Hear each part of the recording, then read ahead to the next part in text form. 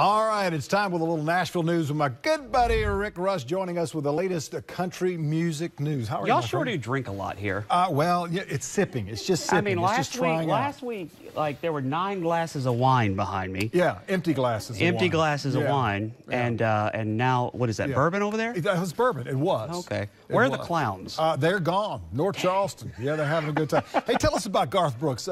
You know, this is really cool because he put on a private concert for a young lady who has Prader-Willi syndrome. Yeah, and that's a rare genetic disorder, and the video is just incredible. What he did was he found out that this girl was a huge fan. I think she was in Indiana. They were maybe in Kentucky. And the family, when they heard that Garth would do this for her, drove her there.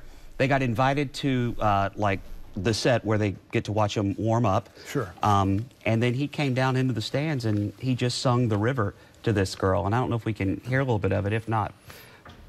He is the kind of guy that he's so genuine. He is so genuine. He's the kind of guy that really feels what the audience is all about. He loves people. I mean, he genuinely. I've never seen anybody other than Taylor Swift treat their fans any better. And I believe Taylor Swift went to the Garth Brooks School of how to treat your fans because they are absolutely the most important thing. To him, and he shows it with stuff like this. And then he sang The River that night in concert, and when he did, he shouted out to her like, "Where's Mickey?" Yeah. So even you know, it was some on the backside there too. So yeah, Garth's just a great guy. Great guy. A little change of pace. Merle Haggard passed away last week. I believe this is your era of music. And I don't mean that in a bad way. Like this is the music that you kind of grew up with. Sure. And so, some of the 80s. Yeah. And you know, so I'm thinking, I believe Willie Nelson is the last of those true legends that are left, because some people would say, well, what about Randy Travis? Those guys looked up to Merle and Willie and Waylon and those guys. Yeah. So I really think Willie's the only one left. I think that marijuana is the only thing keeping him alive. This is not a public endorsement, by the way. No, not at all. Here's the thing. Merle Haggard had 39 #1 country music hits. And wrote 38, most of them himself. Yeah. And wrote some of them in prison. He was in San Quentin. His father passed away when Merle was only 8 years old. Oh, this dude lived a country music song. There's no doubt. He can sing from, like, a place of authority with this. Yeah. It was cool. Last night they did the All for the Hall, where they raised money in Nashville for the Country Music Hall of Fame. Keith Urban heads that up. And all of the artists that were on, and it was everybody. Everybody was there. They all called Keith and said, hey, can I change one of my songs to a Merle Haggard song?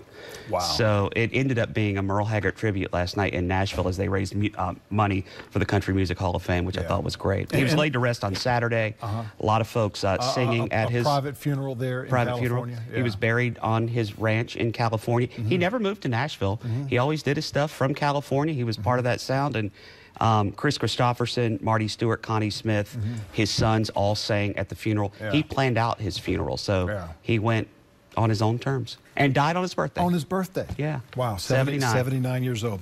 Blake Shelton, a little judgment in his direction right now.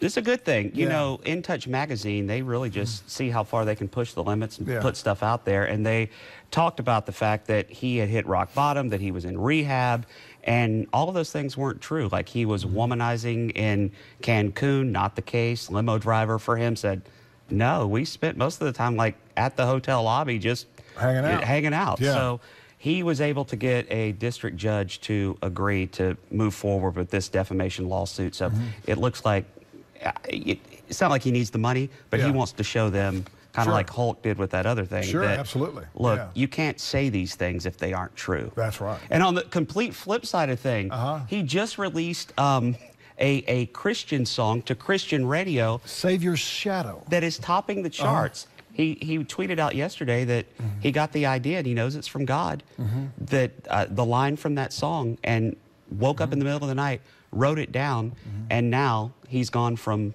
In Touch magazine saying he's womanizing and, you know, hitting rock bottom to being #1 on the Christian charts. Yeah. Oh, so, way to go, Blake That's pretty good transformation. Yeah. Nashville, the show Nashville. Anything back on tonight.